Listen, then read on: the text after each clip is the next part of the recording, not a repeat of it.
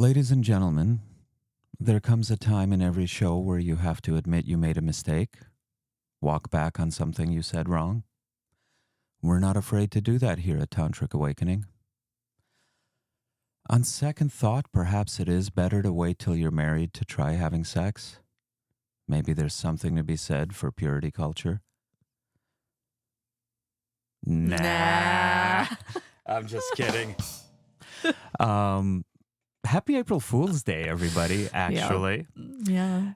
On this episode, we're going to tell you all about the history of the holiday, and we're going to dive into the tarot, tell you all about the esoteric meaning of the Fool, which he's actually not such a dumb guy. He represents wisdom in a lot of cultures.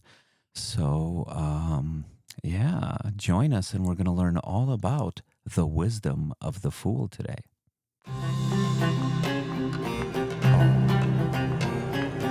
Welcome to a new paradigm, a new way of being, free from shame, self-limitation, or cultural programming. Welcome to a new you, a new world full of endless possibilities. Welcome to your Tantric Awakening.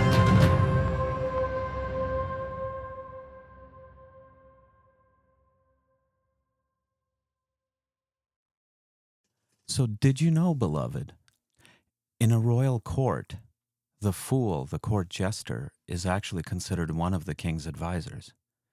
And not only that, but he's considered to be the only advisor brave enough to always tell the king the truth. Yeah. There's a reason why in the tarot he is card 0, the very first one you encounter, the beginning of the journey. Because the fool looks at everything with fresh eyes. Everything is new. There's no prejudgment, no preconceived notion. He walks through the world with an open mind and an open heart. And that really reminds me of somebody who's in touch with their inner child, who didn't lose it on the path to adulthood, who still remembers to have fun in life.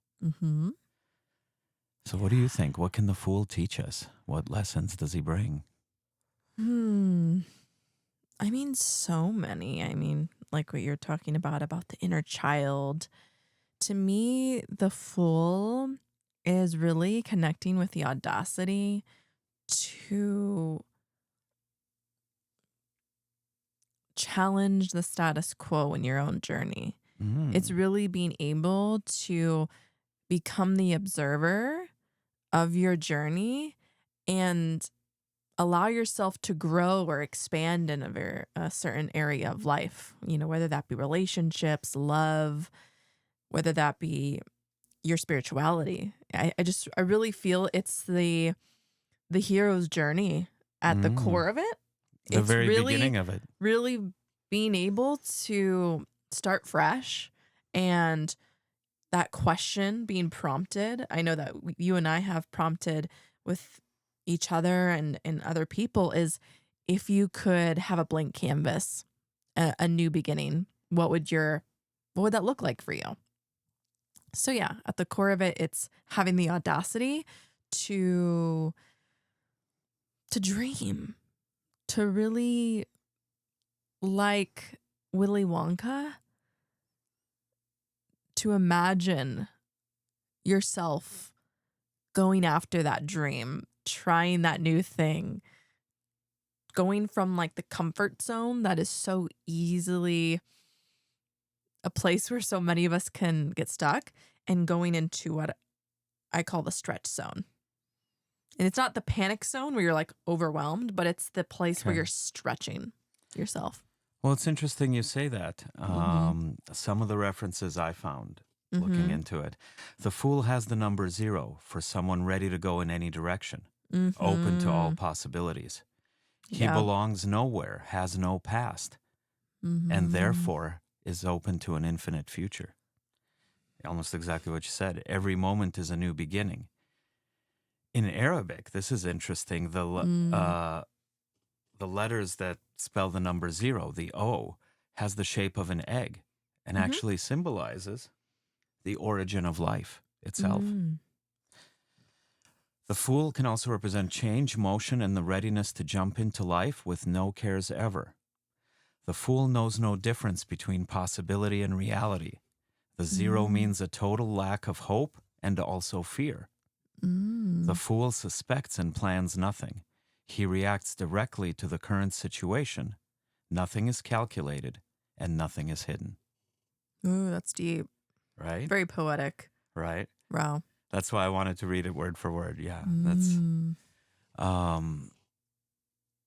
without limitations, there are infinite possibilities. Yeah. It reminds me of the core foundation, I believe, of intimacy, which is erotic innocence. Because without innocence, it's almost like your brain it's trying to protect itself. It's trying to protect itself from trying new things. And I feel like the journey of the Fool is remembering your inner child.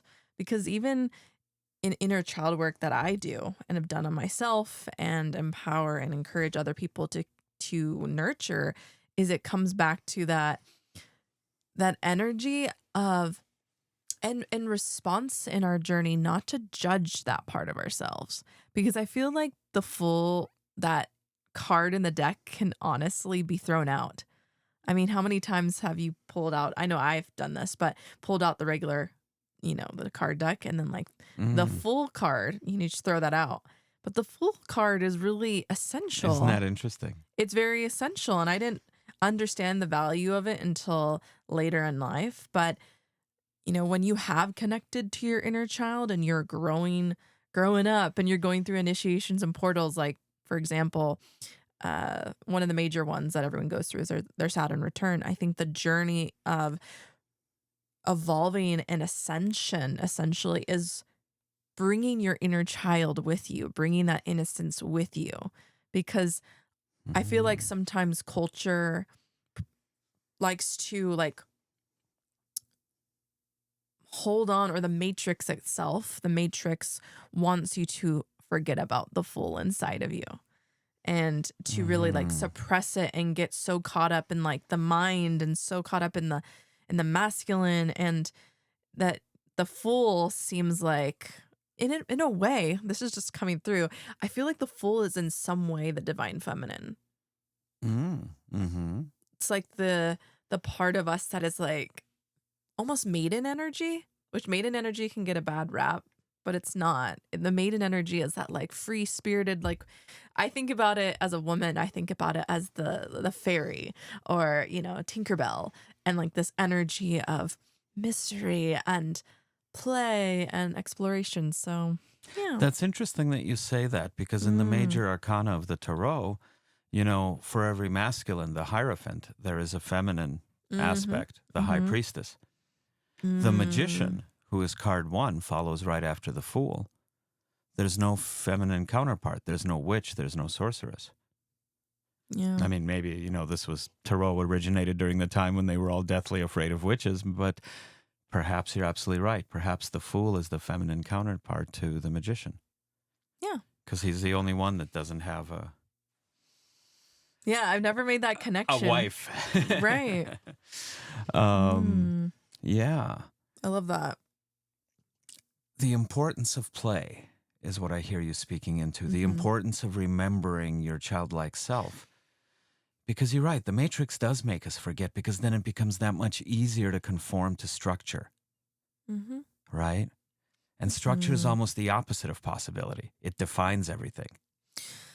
Well, I mean, you need a certain bit, of course, in your day, but when it's all structure, there's the danger of boxing yourself in, closing yourself to possibility. Yeah. You mentioned earlier the heart. Yeah. And I think that's the difference, because I think it's there's a tendency, and I've seen this in my own journey too. There's a difference when I create something from the mind and then when I'm creating something from the overflow of my heart. Absolutely. And people can feel that. People can feel that. And that's actually a huge part of why I'm so passionate about uplifting and rising and the leaders and the CEOs, these powerful beings, because when you come from a heart-centered place, it can come off if you're in the matrix as foolish. But for those of us that have deconstructed from the matrix, it's almost like the full is that like, I don't know. It's that camaraderie, that energy that is directly connected to spirit, is directly connected to Mother Earth. It's the revolutionary. It's the I'm stepping into. It's that Aquarian, like I am stepping beyond what I've known and into this like new territory that allows me to remember that innocence, like when you're a child and you weren't really thinking, you were just embodying your life force. Well, when you come from the head, you're limited by everything you know. And you cannot draw from anything you do not know. There is that inherent limitation. I'm also thinking, like, if you're trying to solve problems by taking them too seriously, by stressing about them, you're not really going to come to a solution. Solutions come from imagination. You're thinking about the consequences, not the solution. When you're in that kind of stress response, I got to come up with something. I got it, right? Usually you come up to the solutions to the problems when you finally give up that cycle and go on to something else. And you're like, oh, I could just try this. Why? Your attention's not on it. Your mind's not on it.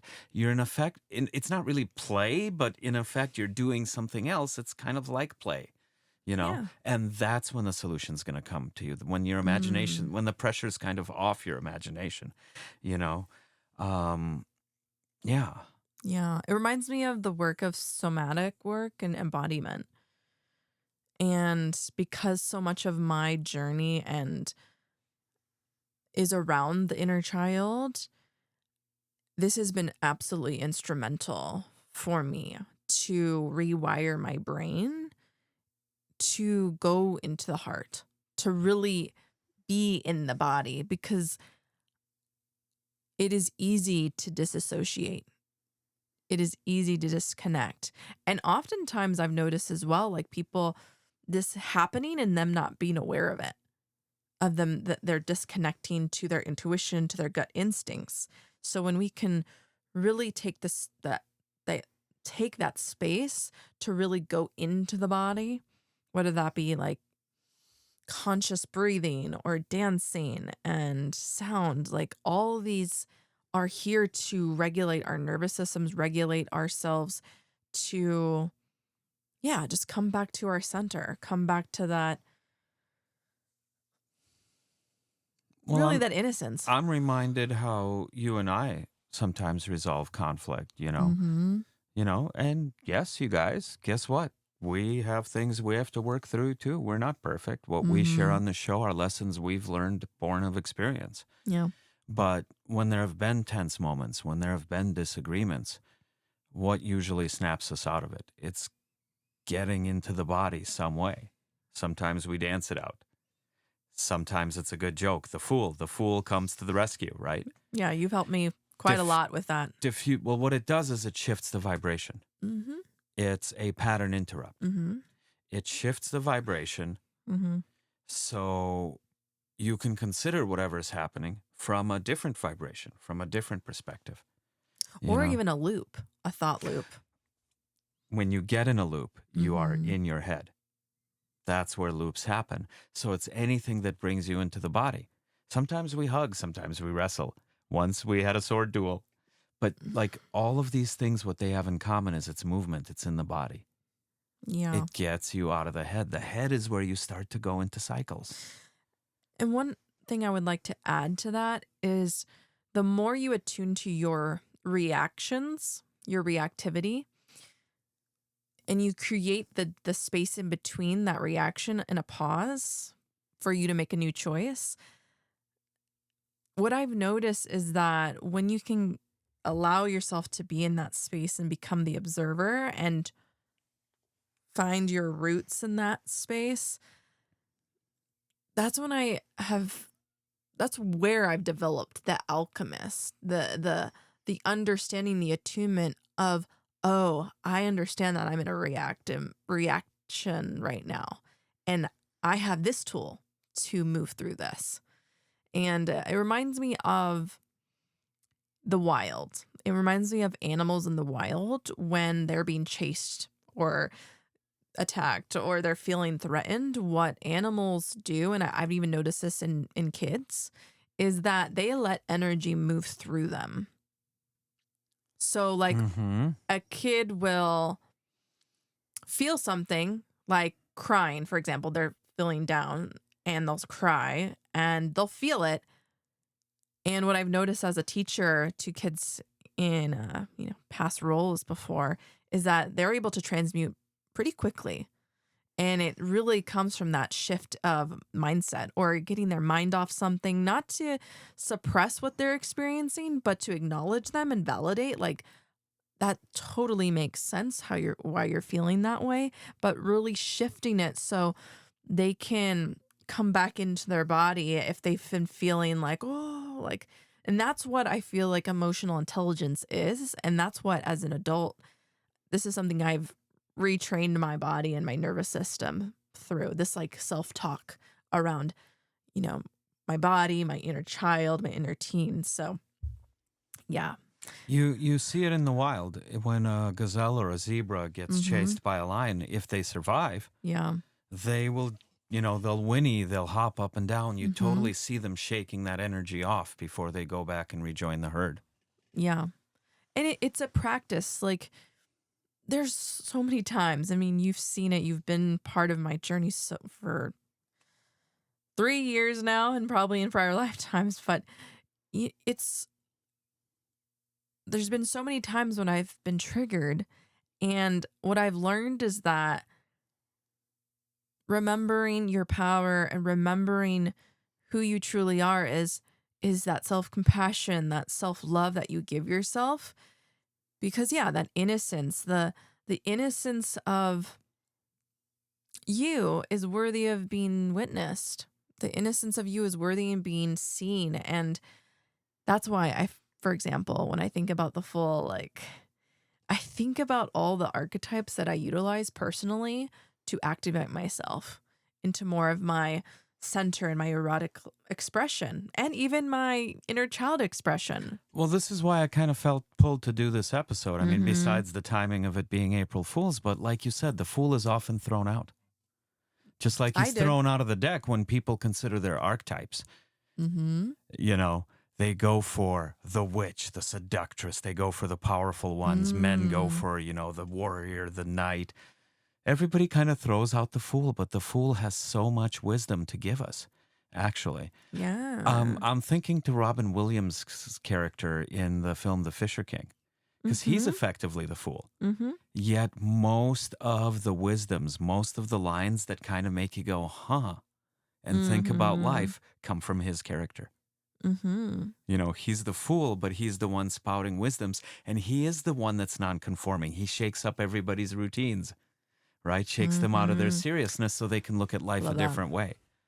I mean, that's literally his character throughout the whole movie. Yeah, that's powerful. This really reminds me of burlesque, honestly, and it really inspires me because I've never really thought about the fool and creating an act from that, but it's really inviting me to consider what that would be, because a big way that I've reclaimed my inner child over the last few years, and it's returning again, is really using archetypes to activate these lost parts of ourselves. And I just think it's really powerful, because the thing about burlesque, and I think about the fool, it's interesting. Burlesque is all about reclaiming your agency over yourself, reclaiming your autonomy, reclaiming your voice, reclaiming your energy body in such a powerful way. And I've been so fortunate to go to places like New York City and be trained by powerful women like Pearl Noir, and she really helped me in understanding the power of ritual and the power of what we're talking about, which is the fool, the archetype that is often thrown out. And what I love about interweaving burlesque through my everyday life, like my mirror work or how I dress and how I put lipstick on. It's really an art. It's an approach. It's an approach to loving oneself. And I think to me, I mean, it feels to others like it might feel foolish and weird that I would take time to rhinestone costumes or go into a dance studio weekly and just seduce myself in the mirror. But I do it because I'm reintegrating parts of myself, parts of my innocence that I've given away, whether that be from my own journey or from my ancestors. And it's really powerful. And I wasn't even planning on talking about burlesque, but I think there's a parallel personally, because I remember when I did an online activation with a burlesque star, and she actually invited the group to utilize and pull out basically a card from a deck. And she said, whatever card you pull, utilize that in your burlesque. Utilize that archetype. And it's powerful. It's really powerful. It's actually inspiring me to like consider that for well, you spoke who I about work glitter and rhinestones, and if you look at how the fool's depicted in classical literature, you've got the hat with the bright colors, right? Kind of shows like going out of your mind, maybe. Insanity, all the colors coming out, and at the end of each one's a bell. You've got the colorful outfit. I mean, it's not exactly what you think of as burlesque, but it's definitely going for like the glitter and the, you know, get your attention. And in thinking of that, I actually thought of Hamlet. You know, when you think of Hamlet, you think of the scene he's talking to the skull, right? To be or not to be. He doesn't have a skull during To Be or Not to Be. That's much earlier in the play, and he's walking around the castle at night, contemplating whether the cause is worth dying for or not. The skull, that speech is actually Act 5, Scene 1. Alas, poor Yorick. I knew him, Horatio. He bore me upon his back 1,000 times. He's remembering the court jester. Yorick is the court jester, and he remembers being a kid playing with the court jester. And he realizes this is the jester's skull that they accidentally dug up. And he's like, oh, a fellow of infinite jest, but he doesn't look so funny now.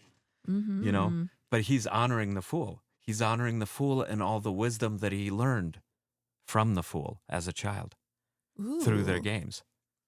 That is actually the famous Hamlet scene. Wow, that's deep. It's a eulogy to the fool. It's got nothing to do with To Be or Not to Be. Yeah, different scene. I wonder if there's parallels in like your personal life around that too. Like, if it's making me reflect on my own journey. Not to put you on the spot or anything. No, what comes to mind? I don't know. Like you have a background in acting. You have a background in embodying personas, and also when you were a little kid, like. You were connecting to the innocence of DJing and music and... Well, you know what it is? I mean, it's part of my fascination with psychology, really, and understanding, you know, what makes us tick as people. That's what drew me into acting, actually. I mean, you know, I did theater in high school, I guess, but what really drew me was becoming another person, you know, not studying them like outside in, but becoming them and seeing the world from their perspective out. That's what really drew me to it. You see, experiencing the world as someone else. And I suppose that's in part the fool, you know, changing costumes. Interesting. That's a really profound observation. I wonder, because I grew up dancing and being in the art world and putting on these personas. I mean, I can think about all the costumes I wore. And I'm wondering, like, is there a shadow? This is just a question that's coming to mind. Do you think there's a shadow to the fool? Ignorance? Ignorance of what? Deliberate ignorance? Interesting. Sticking your head in the sand? Cognitive dissonance? Not facing yourself? Joining a cult? Full of rigidity and structure. Giving away your power. So somebody else can define your structure for you. So there's probably that's like the shadow realm of the Fool, the integrated. Giving your power away. I mean, when I think of the Fool, like nobody contains him. He goes wherever he wants, skipping along with his pack on his back. Yeah. Right? So the opposite of that to me would be giving your power away. Absolutely. Giving away your freedom, perhaps in return for safety, security. But that's the ego right there. Kind of. Well, interesting you say that, because there's a passage about the Fool where it says no identity, something along the lines of basically no identity, letting go of identity. It's really profound. And this is where, because, our world is so around death and rebirth and ego deaths and the shadow realms. And this is real deep. Real deep.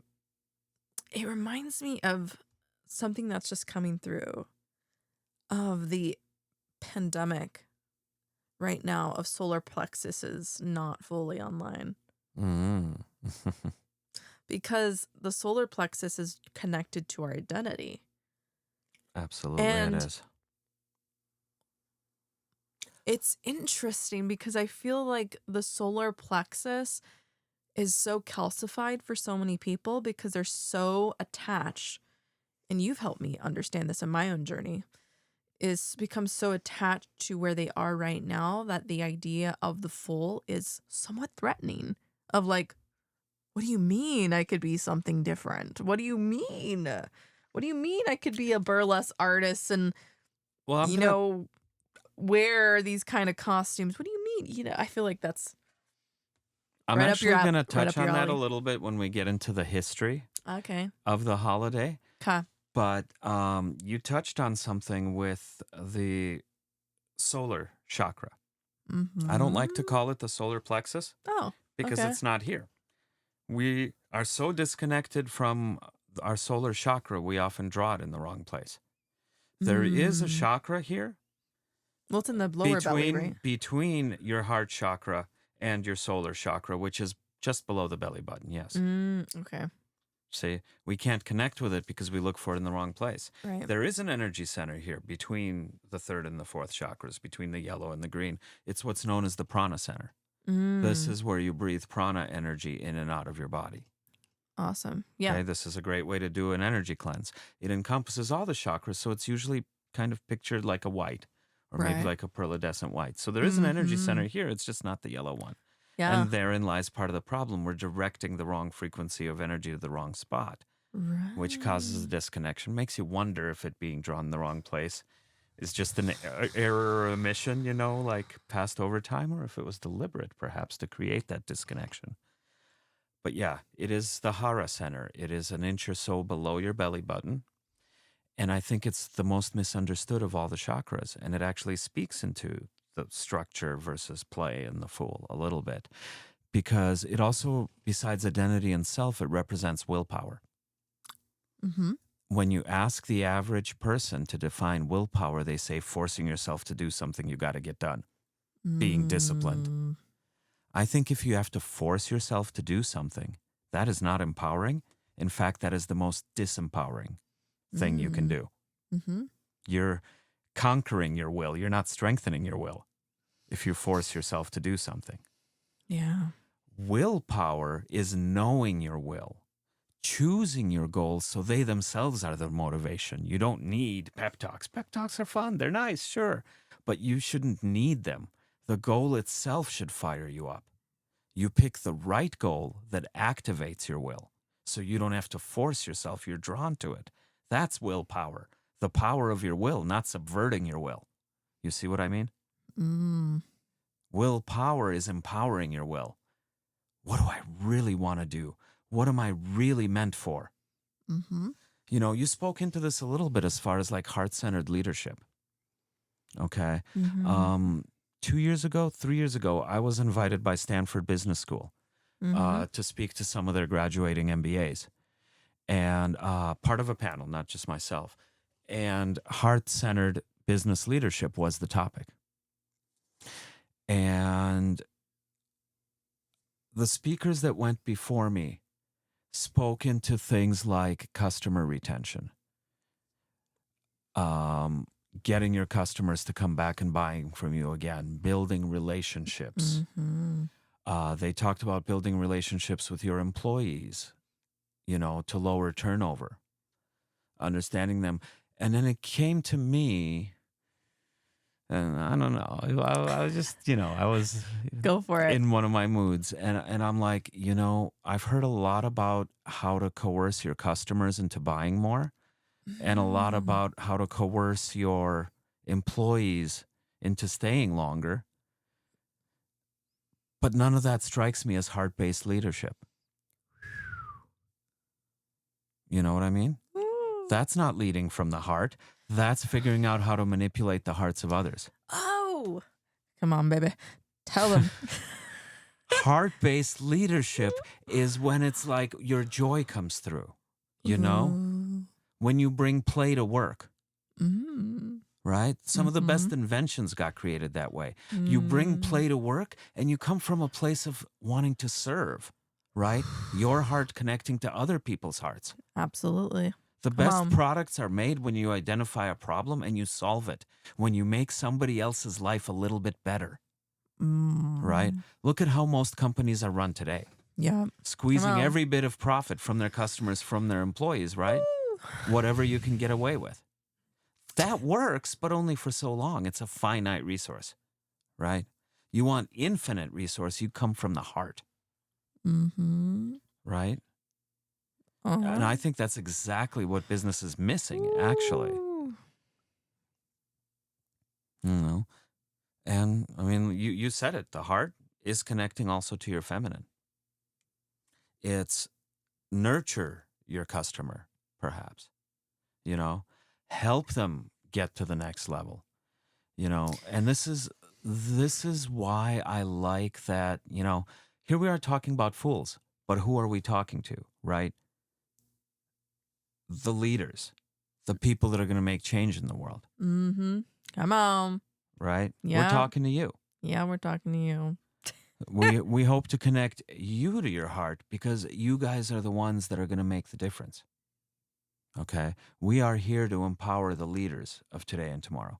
We are here to empower the people that want to make change. And sometimes, it's pearls of wisdom.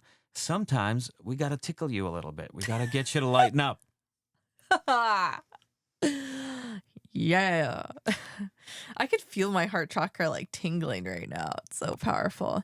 Yeah, this reminds me so much about like just in heart-centered leadership, the experience of you meeting yourself. And I totally get, I didn't go to Harvard Business School. I went to TCU. I went to, I got my BBA in marketing. And I wish I had a talk like that, because that would have may have shifted things for me, because there was so much talk about, Instagram was just coming out at that time. And I remember there was just a lot of like strategy, and it was very masculine oriented. And there wasn't enough like connection and conversation around the heart and service and understanding your customer. But as you're even sharing that, I was just thinking of like just my passion, and it's become our passion, and we've utilized this in working with people, is being able to work with multidimensionality, like looking at someone's astrology birth chart, for example. We utilize that with couples we work with, and we really look at, okay, like when you were born, this is what your soul chose to express as a personality. And I think that totally would revolutionize how people approach business. And this is why I'm so passionate about it. It's like you're reminding me of just the shift and the paradigm shift. If really both parts of the brain were integrated in these universities, essentially. I think so many of these universities have become so one-sided, and I think this is directly connected to, and what we're so passionate about is the mystery schools returning, right? Where the arts, the esoteric arts, astrology, tarot, all these parts of the psyche that they're not necessarily teaching in everyday school. I mean, I went to a private Christian school. I was past life, like in this life, they didn't talk about any of that. There was not one class about the astrology of business, how to connect to your ideal client by knowing yourself. I can only imagine how I would have gone through that experience. And talk about manipulation. I think manipulation truly is, we've talked about this with seductress, is if you can keep people from not seeing themselves, then you're feeding into that energy. Like the healthy seductress is loving herself, pouring into herself. This reminds me so much of the mystery schools. Most of the successful businesses out there are people who figured out a way to solve one of their own problems that they were facing. I see so many coaches that are like, well, I got to fix my own shit before I'm ready to help anybody else. Your own shit is the value. That's the gold. That is literally the gold. How you fixed that is the medicine that other people might need. Okay? Your imperfections are what you're selling. You're on fire. Yeah? It's so hot and sexy. Oh my God. Oh. Just going with it, following my inner fool. You fucking me right open. I love it. You know what it reminds me of? It's like, make what you've gone through matter and allowing that to be your medicine. Absolutely. Let your medicine be your message. Now, Chiron, the wounded healer, that's what I was getting to. Kind of what it represents, right? Well, your pain is the medicine. Yeah. Let's get raw. Let's you get didn't real. get through stuff for fun. Well, a little bit of fun, a little bit of drama, excitement, right? You go through stuff for a reason. Because you need to grow in a certain way. You need to learn a certain lesson. This is part of the soul's path. What I've learned, even just from hearing people around the Chiron, the wounded healer, is not supposed to go away. It's actually something that, it's almost like a reassessment throughout your life. And it's here to remind you of, where your medicine is and the power of going through your own initiations. And it was really interesting. I heard it somewhere where Chiron is essentially, it's like the shaman being able to walk someone through their own transformation, the death and rebirth. And when I saw it and I heard it like that, I was like, oh. So it's not just like the wounded healer knowing your wound and how this asteroid's positioned in your birth chart, but it's actually recognizing it's very much what we do.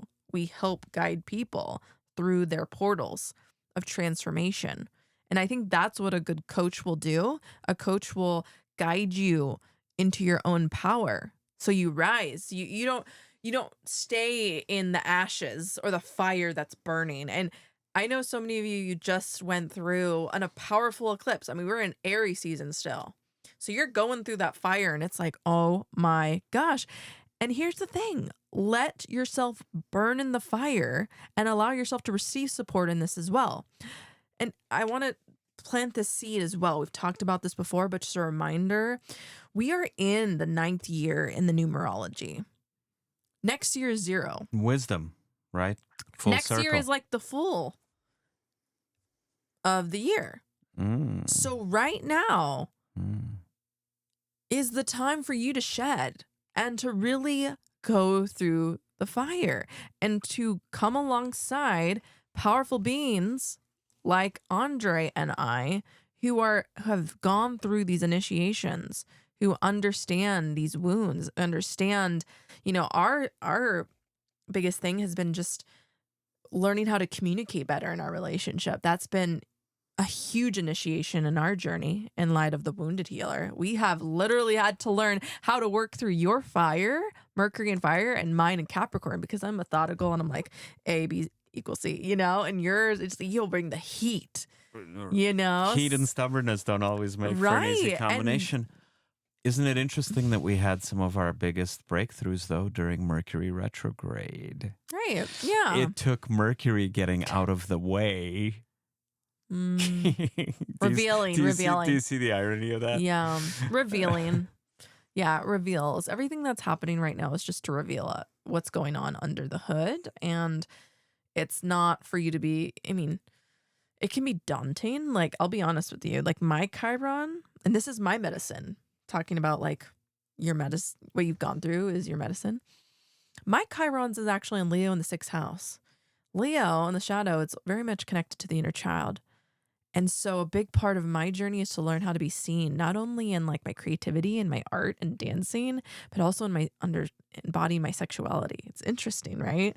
And it's in the 6th house. The 6th house is all about structure, discipline, how you show up day to day, which is why I've made the commitment, for example, over the last, 9 weeks now, to show up for myself every Friday, to dance with my inner child, to really face the fears of being seen. And you know what I've done? I've literally alchemized that. I've literally looked at myself in the mirror consistently, and I've overcome that fear. And little by little, it's like, it's that one quote. What is it about the person in the stone? Like he's being chiseled. He's being chiseled as he's going through his own process. That's what Michelangelo said about David. He said the angel was already in the marble. I just had to set him free. That is literally, I feel, what Chiron and Leo in 6th house is for me. It's like, in Chiron in general, it's just like recognizing that my power, my soul has always been inside of me. And it's just been a matter of me facing my witch wound, my visibility wound, really letting go of what other people think. Well, you not only face yourself in the mirror, you film it and you put it out there for the world to see. I know. I mean, great videos, you guys, by the way. Pop by her Instagram and check some of those out. At the Tantric Mystic. Yeah, it's really fun. It's just like, I'm learning to love myself in another way, in another layer, right? And really returning and coming back to like that, I am meant to take up space. Like even just being reminded in the last few hours of like, wow, like burlesque really helped me. Like really helped me like take back control of my life, because the thing about burlesque is that it stands for the full, because so many people who are in burlesque are alchemizing their own pain, their own trauma, their own shadows, their own ancestral shadows through alchemy and utilizing an archetype.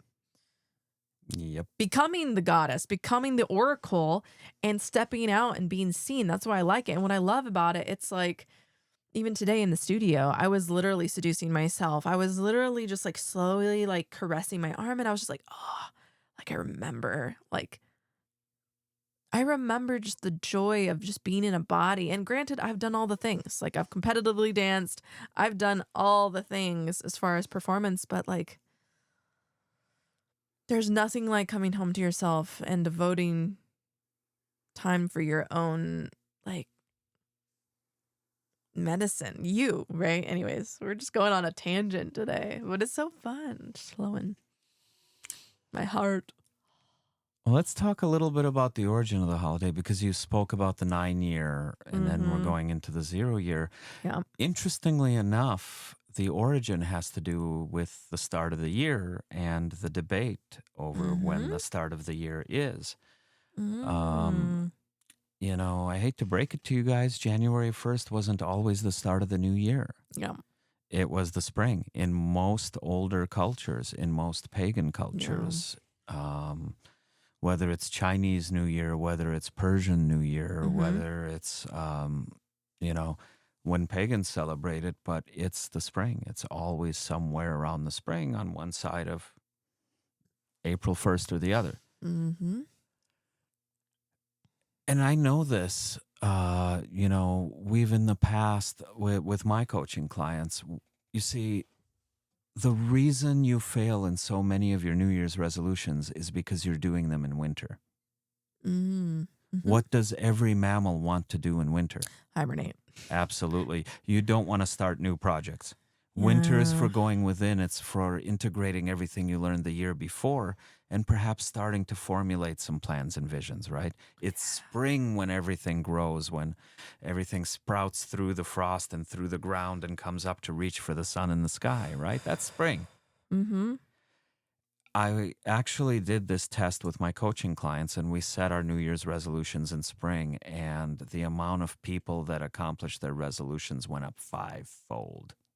And a lot of them with far less effort, with far less forcing of your will, subverting of your will to do it. Yeah, absolutely. Simply the timing is wrong. Simply the timing is wrong. But, the Roman church was animate about, January 1st. Janus is, the first of the gods we honor, and it's got to be January 1st. It's got to be close to the day we designate as Jesus's birthday and all of that stuff. So they started telling people that those who still celebrate their New Year in April are fools. The April Fools. Yeah. You see, who don't celebrate our religious New Year, they're the fools. That's one theory for where it originates. Another theory is that it's traced back to Geoffrey Chaucer's Canterbury Tales. This would be about the late 1300s.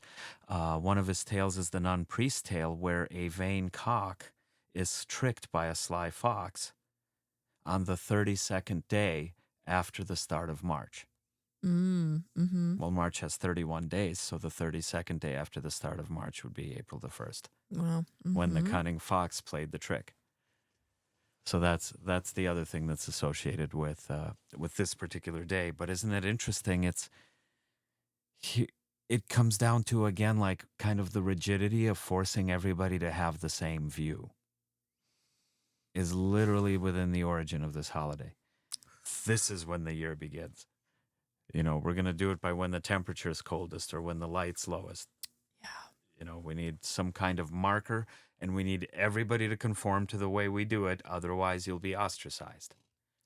You'll be the fool. See, this is why I'm so passionate about, when I think about being empowering leaders, I'm really passionate about empowering women around a few things around this, the origin of understanding the fool. And you're talking about winter and, resolutions and spring energy, right? Here's the thing.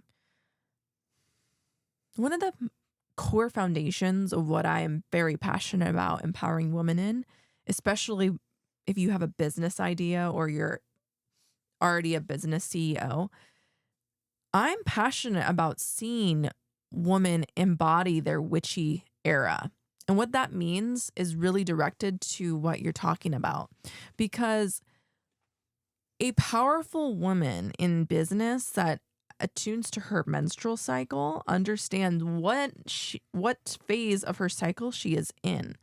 Because yes, to a degree, it's like winter. It's necessarily, not the time to take action yet.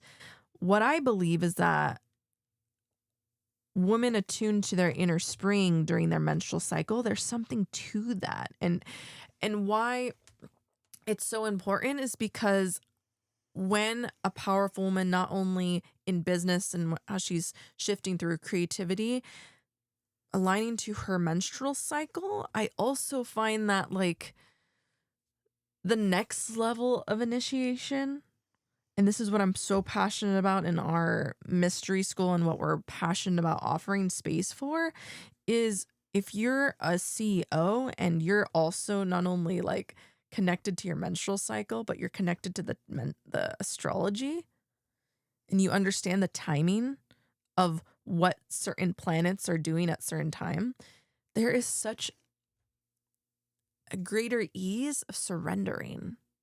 For example, Mars was going retrograde for a while. And for so many people, it was hard to like get stuff done, like really go forward in that direction energy. And why it's important is because when you're aware of these transits, when you're aware like, oh my gosh, Mars is going backwards, that means like you might not have as much gusto to like get stuff done. You flow with the cosmos. And this honestly comes down to the value system you have. I remember there was a long period of time where I did not value astrology. I did not value these energies. And now that I'm aware of them, I'm like, ooh, like it makes life more holistic in this approach and being a leader. And so, yeah, it's just interesting because hearing about the origin of the Fool's Day and yeah, it's just interesting because it makes a lot of sense. I don't know about you, but like spring energy, like, I mean, we got tulips. I never get tulips. It feels so nice. I love it. It's really nice to see inner spring outside of you because when you're in your inner spring in your menstrual cycle and yet you're in the winter, it can be like your brain's like, you know what I mean? It's like it's raining outside or it's snowing outside, but I'm in my inner spring. So in many tarot decks, at least the traditional ones, the Fool's tunic is green for that very reason, to symbolize spring. Yeah. And then usually his shoes are golden. Yeah. Shiny golden. This represents the sun. Yeah. So it's literally the sun shining, the green glowing is what's represented there. He does. He represents spring. He represents new beginnings. Aleister Crowley writes in the guidebook for his Thoth tarot, the Fool personifies the child in us, spontaneously represents a fresh start and an open-minded openness. The expression of playful, lifelike carelessness shows that we are entering a new area of our lives with astonishment, no expectations, and often without any prior knowledge. It may also refer to the mood of a child and therefore to carelessness, foolish naivety, playfulness, but it can also mean the simplicity of wise and humble insight, which we can only come to at the end an often arduous journey. You see the contrast there? Yeah. Yeah, so it's both setting off on a journey and coming back from one. The zero card. The zero card, right? It can represent 10, what comes after 9. It can represent what comes before 0. It's literally where you come full circle, yeah. Yeah. Those moments are really beautiful, especially when you become very intimate with them and then there's synchronicities of the universe that reveal themselves. You're like, oh my gosh, of course. Like literally before this podcast, I was just reflecting on, of course I went into the studio and all these events happened a certain way. It's really to come back home to my inner child in a deeper way. Of course, like this is my medicine. It happened. All these events happened the way they were meant to, so I can remember this and it could almost solidify in my heart of not only just like a thought or an idea, but an embodied experience. And now that it's like April Fool's Day, we just had the new moon in Aries, like we are in that new energy. Like, of course, there is that 0.0. And the solar eclipse, right? Yeah. Closing the eclipse portal. Yeah. So much eclipsed out of everyone's life in some way.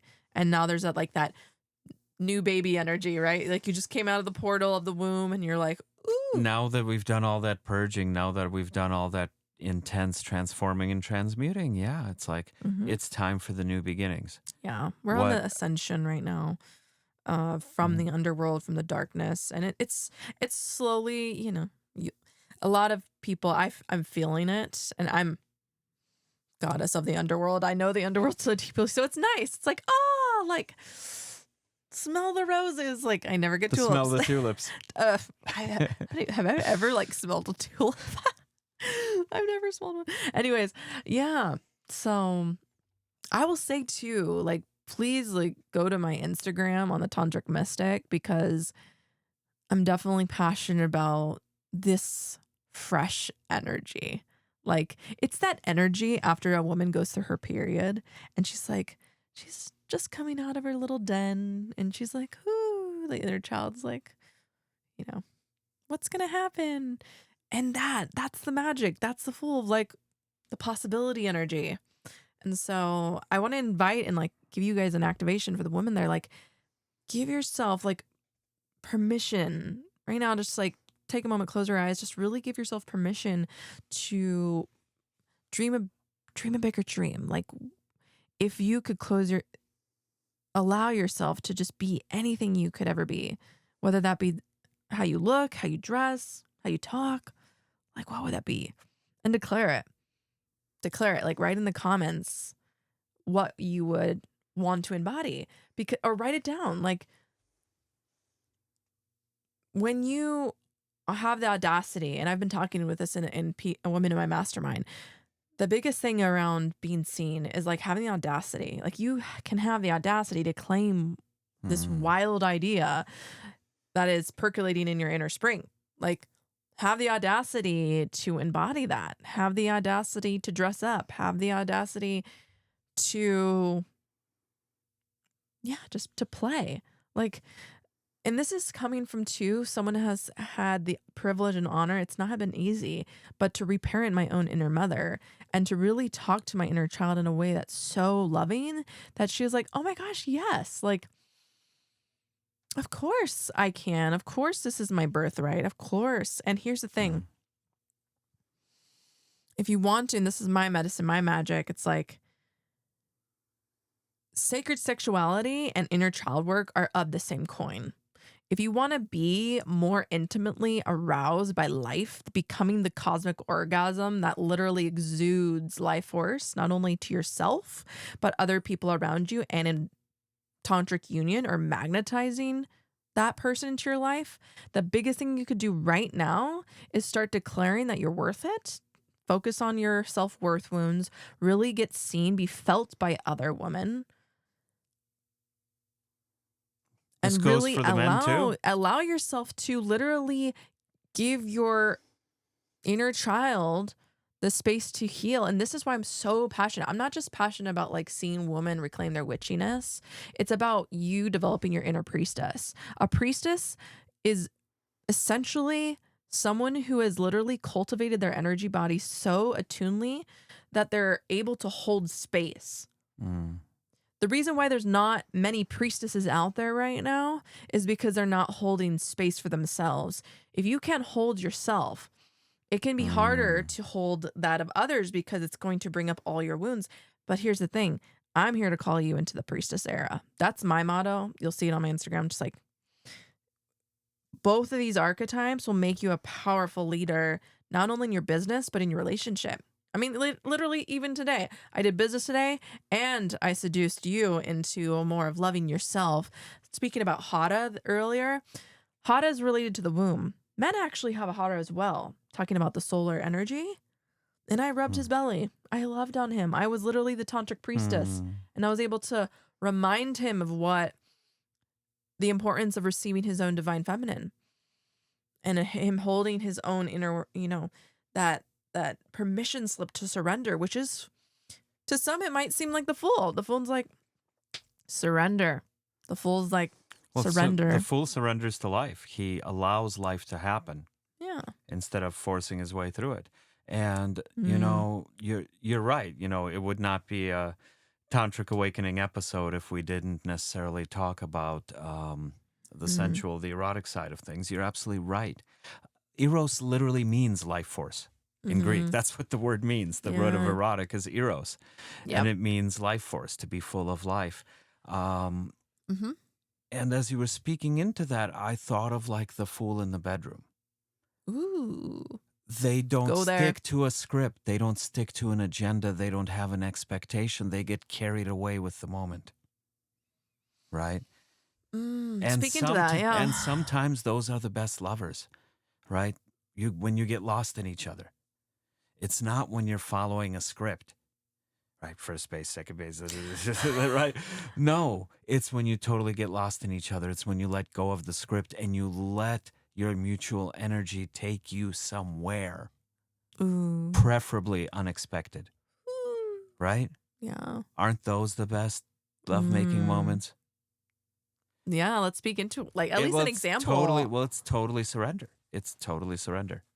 That's what is required for that. So in a way, like, yeah, to be the fool in the bedroom, to go in without expectations, when I think of the fool, I think of allowing life to be a wonder to you. Mm-hmm. That's what I really think of. Allow life to be a wonder to you. I mean, we entertained our inner children the other day, right? We went to see Snow White, you guys, which, by the way, if you haven't seen it, it's awesome. Mm-hmm. We laughed, we cried, me a little more than you, I think. But it was awesome. It's so well done. You can tell everybody who worked on the movie really, really loves it, and they put their all into it, you know? Yeah. And you know, that movie kind of embodies that. It really does. In some ways, she's naive, and she's discovering life outside the castle for the first time. Yeah. In some ways, the dwarves are naive, right? They're kind of each funny and bumbly in their own way, and they actually need her to organize them, right? So it's interesting how her role shifts, but it's almost like in that movie, everybody spends a moment as the fool. Yeah. Right, experiencing something new. And I love that we can do that. We can go from doing a serious podcast like this to, like, you know, just amusing our inner children and just totally getting lost in Snow White. It's an act of love. It really is. Because, and I'm always going to come back to astrology because it's literally transformed how I see myself in relationship, and it's helped me understand tantric union and understanding like Juno, the goddess of the tantric goddess, who guards marriages and commitments. Like, it's helped me understand that in knowing, for example, where Chiron's in our chart related to our inner child and related to these things. Me as a woman, because I'm attuned to that in relationship, I know how to love the union. It's an entity. Mm-hmm. You and I Absolutely. together create an entity. And that's the power of just consciousness. When you are aware of not only yourself, but another, there's so much room for empowerment. You are literally emboldened essentially to love in the way that would really meet the other or meet yourself. And yeah, it's just a powerful language. And it's sometimes I wonder why it's not taught in schools, but I get it. Because if every one of us knew ourselves, if you really knew at the core of you as a soul, your blueprint, the way that you operate and the way that you express yourself, even, for example, what your soul's currently learning, like every 2.5 years, your inner world changes. Can you believe that? Mm-hmm. And like that knowledge alone, you can actually attune to, am I in more of an extroverted time or introverted time? Powerful information. You know what I mean? Like, well, here again, power. The shedding of identity is what the Fool stands for. And so many people are trying to attach a few labels to themselves for life. Right? Let me try a few on, and which one feels the best. And astrology shows us you're always shifting. Yeah. Well, it's so empowering. It's so empowering. Like, I was born a Capricorn, but I was born at a late degree Capricorn. And I'll try to explain this in simple terms, but 1 year is 1 degree. And I transitioned quickly into Aquarius sun for 30 years. And I just transitioned, because I'm 32, into Pisces. So for the next 30 years, my sun sign is like, what is Pisces sun? And so I'm personally being initiated by the universe to understand and embody Piscean energy. It's why I'm dancing so much. I'm the artist. Pisces is the artist, the poet, the creator, you know? And my moon is in Aquarius, just shifted at the same time from Capricorn. So it's like, was it a Capricorn? I think so, yeah. So it's just interesting, like when you're aware when you're aware of yourself, you get to respond to yourself. And this is, to me, what is self-empowerment. You are initiating yourself into experiences. And there's nothing like it. Because as someone that has chronically looked outside of myself for answers, not to say that astrology is not outside of myself, but I've been able to really put everything on the table and be like, oh, wow, okay. Take a seat back and acknowledge the magic of the universe happening through me. Because we are all universe. Well, that's it. When you get out of your own way, the universe can act through you. And that's why I started out by saying the fool is actually very wise. Yeah. Can I tell you something? What's that? Earlier today, I was looking at the mirror. I found another gray hair. I was getting my eyebrows done and I saw another gray hair and I was like, wise woman. Oh, I'm so not going to let you live that down. No, it's fine. I have no shame. It was no problem. It's at the top of my head, but I was like, you know what? I must be doing something.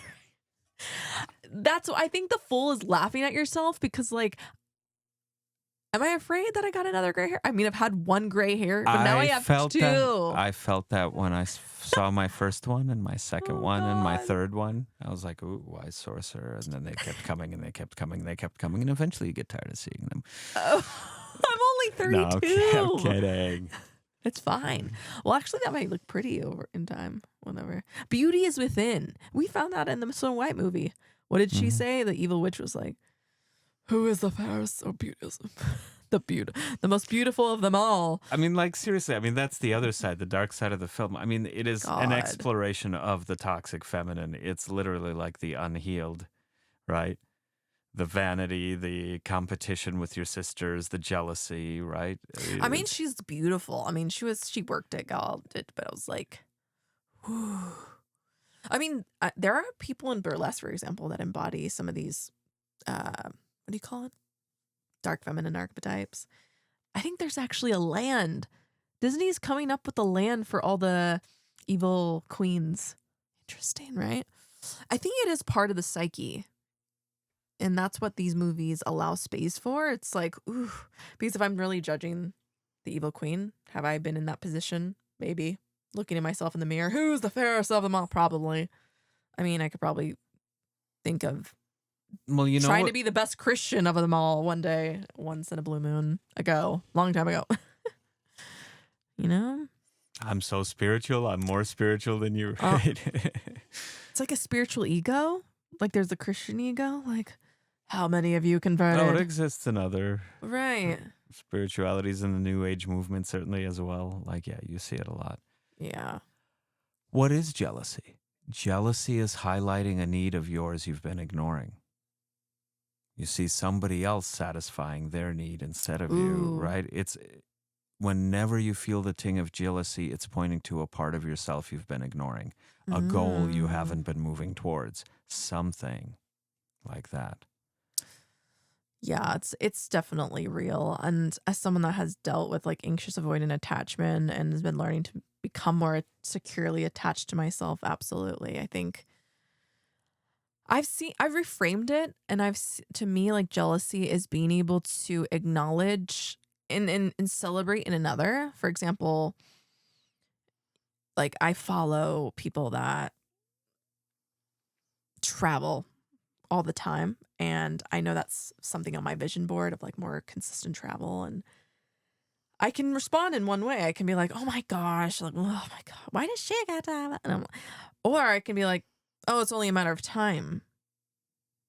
And this is why I love astrology, is because I know in my solar return chart, which is the chart for your birth year, for that birth year of yours, I know that my soul's learning about certain things, especially around wealth consciousness right now. So I think the universe is giving me this space so that I can build strong foundation. So I absolutely know that I will be traveling more.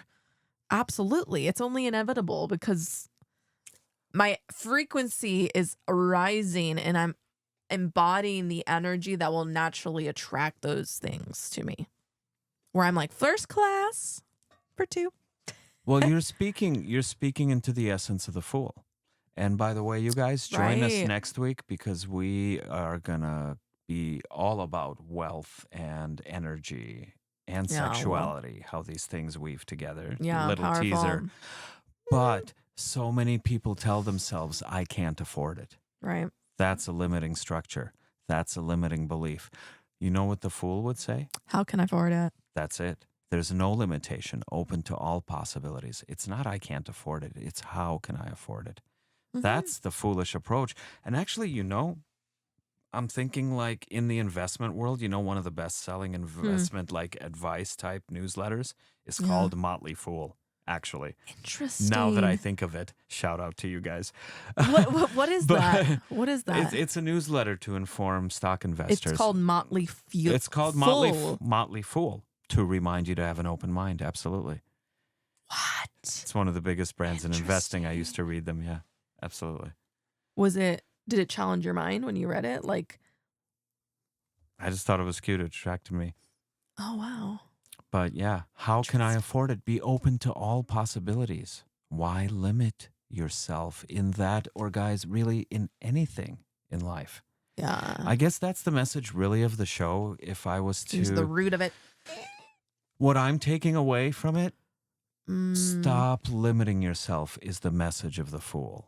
Right? This is what the archetype is here to teach us. Stop limiting yourself and be open to the possibilities. It comes down to sabotage. It comes down to self-worth. It comes down to believing that just because it's been a kink of yours to sustain doesn't mean it has to be the path. Here's the thing about the kink. We create kinks out of our shadows. We'll create kinks in our psyche, in our body, to prevent us from up-leveling. Why? Because it can be kinky to be the drama queen and to, feel like you're a victim and like, oh, this is happening to me. And I've learned, I'm still going through my initiation, people. Like I am going through these initiations, yet I know it in my body. And this is why my powerful mentor, Jasmine White, she's so helping me with this, is like the more you can expand your body, your nervous system somatically and belief, and allow yourself to just expand, believing that it's already in your vortex, your energy field, like the closer it really is. It's already there for you. And I've heard this from a multimillionaire. It's just inevitability. Inevitability. Being in the energy of possibility is naturally and inevitable that you're going to attract that. Attract the wealth. Attract the opportunities to you. And we'll definitely go much deeper into that. Yeah, I'm passionate about it. Woohoo! Next week. I can't wait for that dive with you, beloved. Can I land a statement? Wealth consciousness is yoni consciousness. Just saying. Heart consciousness. Ooh, what a teaser for next week. Yeah, definitely. Get ready. Thank you so much for joining us, you guys. You can find Kendall at the Tantric Mystic. You can find me at Andre Night Awakening on Instagram. You can find Tantric Awakening at tantric.awakening. And also www.tantricawakening.net. Sign up for our mailing list so we can let you know when our community is ready to open its doors. And you'll also see some of our current offerings listed there as well. Yeah. I know there was something you wanted to mention before we finish up. Yeah, just go to my Instagram and... yeah, get involved. It's all there. Yeah. Okay. There's a lot of offerings there, but I'm really excited. At the Tantric Mystic, you guys. Yeah. Sounds good.